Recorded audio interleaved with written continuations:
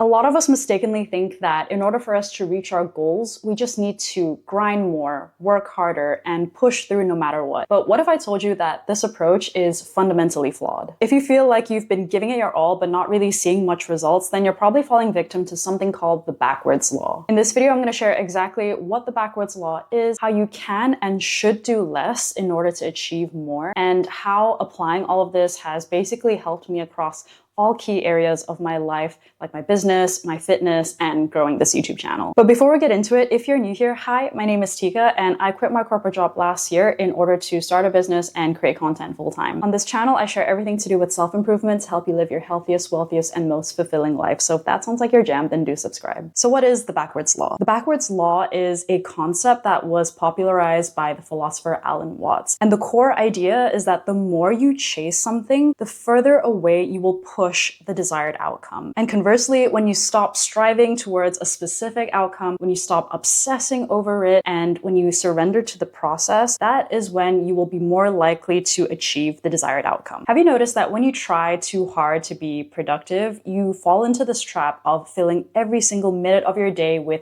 tasks and to-dos, and ultimately what ends up happening is you end up overwhelming yourself, you stress yourself out, and ironically, that makes you less productive. With creative pursuits like writing or making content, often creativity flows better when you're not trying to force the ideas out of you. The more you push yourself to be creative and to be churning out really good content all the time, then that's when you're more likely to fall into creative blocks. With sales, we all know those pushy salespeople that try way too hard to sell us on the thing, and at the end of the day, it ends up putting us off from buying the product or the service. Now that we're aware of this problem, how do we then overcome it or avoid it? The whole point is not to stop striving altogether, but rather to stop being attached to specific outcomes and to just accept the situation. To be honest, as long as you're taking the right steps and you're always putting in the work towards that goal, then the desired result will come. I think what a lot of people struggle with is just not knowing when it'll come. Things will happen when they happen and not necessarily when we want them to happen. As much as we want to, we cannot force the outcome, and wanting to have this control over when things should happen and exactly how these things should unfold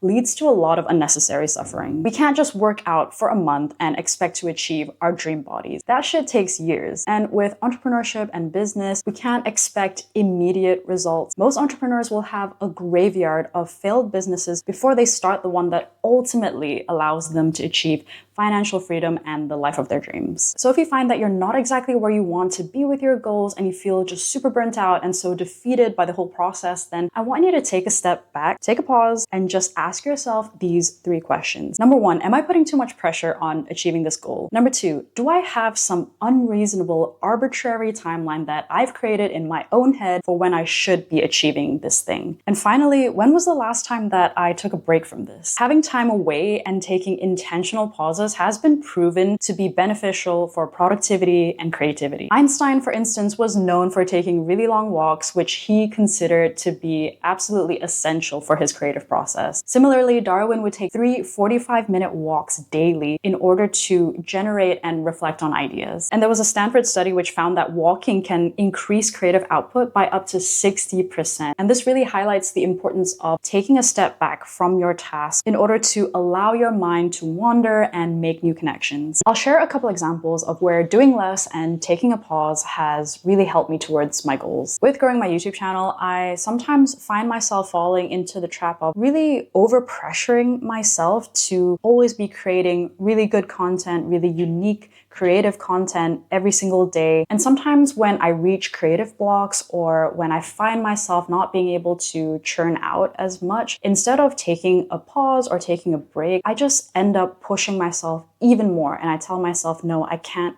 stop making content. I need to be writing every single day. And ironically, what happens is that it pushes me deeper and deeper into that creative block. And in the end, I end up burning out. Ironically, it would make me less creative and less productive, and I would take a pause from making videos for like a couple weeks. Nowadays, what I find really helps me is just having days in my week where I have nothing scheduled, where I do whatever it is that I feel like, and I really take time time away from my content. Or sometimes I'll just take really long walks during the day and wander around and just be with my thoughts. And what I find is that after taking these pauses, it makes me excited to go back into making content. I don't dread it, and I find that my creative juices flow better and I'm able to make better content. And this applies to my fitness journey too. With working out, I find that 3 to 4 times a week of strength training is my sweet spot. But I remember there was a time last year where I was really pushing myself and I was going to the gym like 5 times a week. And what I found was that I was falling ill, like